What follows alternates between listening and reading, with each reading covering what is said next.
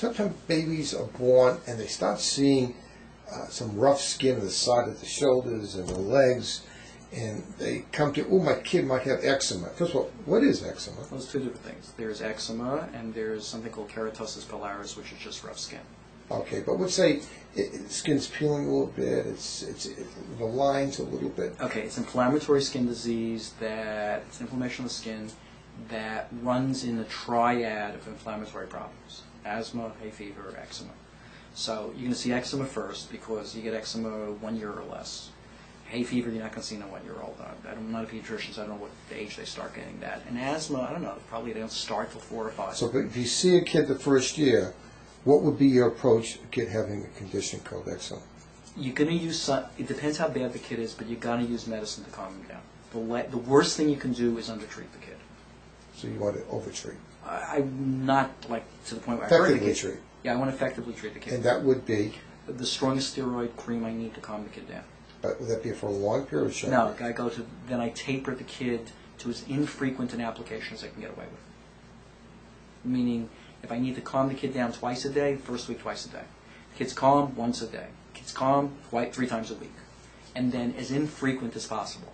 I want the kid as calm as possible because I don't want it to get so out of control that it gets infected and it gets itching and scratching and it gets into a whole big cycle and scars the skin from all the rubbing. So a lot of times we'll give them some anti-itch medicine, and that helps them less scratching a little bit. It's not the cure, right, but it makes them more comfortable. Then in addition to that, barrier repair.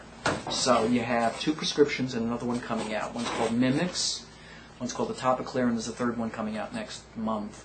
And those are barrier repair because it's a lipid abnormality.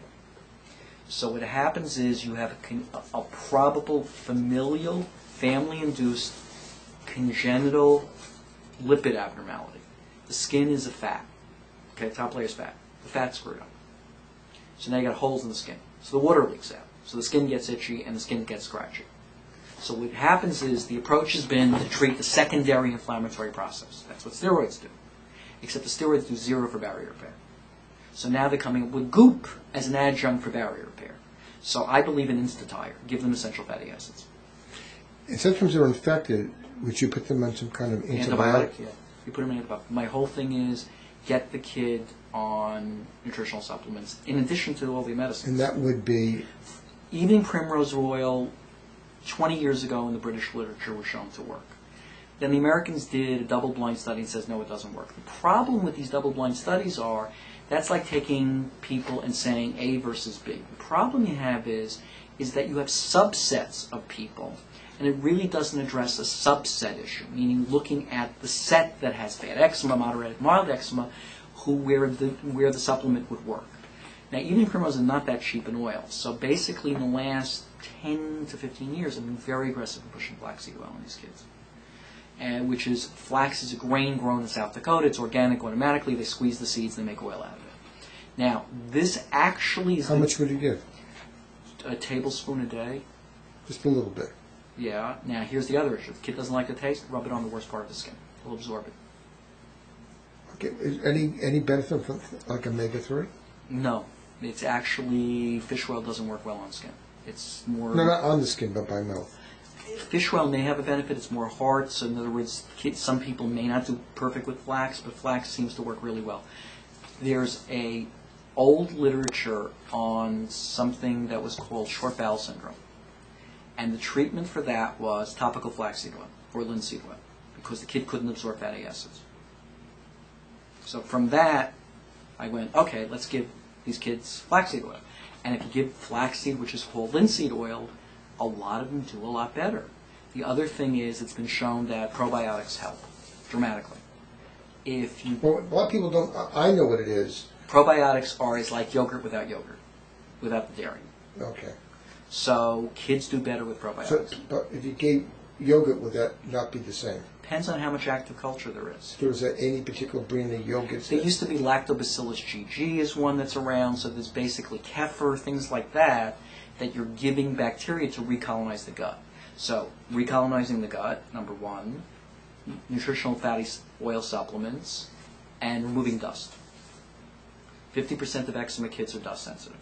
So if you scratch chest, they'll be dust sensitive. So, you control the environment around them. And then there are ways of controlling the environment. One way to control the environment is you can wash the sheets and pillowcases in eucalyptus oil. It's been shown to kill dust mites. If there's carpeting, there used to be a product, I think it's hard to find anymore, but they actually took elemental boron and just spread it on the carpet. It killed off the dust mites. So now they actually, and I'm blanking on the name, they now have hypoallergenic sheets that Milliken's making for kids with eczema. They claim they itch a lot less. To thought trial and error. Well, it's a combination of factors, but I'm big on the supplements. Zinc also helps, just like it does in acne. The problem is I can't find a liquid zinc for a little kid. They're capsules. So what topical zinc do they? No, they won't. I don't think they'll absorb it. I haven't tried it, but I don't think it's in a format that'll be absorbed easily. So it's, you got an older kid zinc will help, but I have kids 5, 6, 7. I've had people come up to me in the street and say, there's an ad on radio all the time. Some guy has a zinc topical ointment, zinc, yeah. Okay. yeah, and cures the world. Is that true? Okay. The original product was from Cheminova from Spain. It was being imported for psoriasis. They found out they were adulterating with steroids. So they got yanked off the market. So they came back with a product with a zinc spray, and the company up in Maine keeps changing the name. So it's one of these things, they're sort of Does it work? Not as well as he claims. Does it do something? Maybe. Can it hurt you?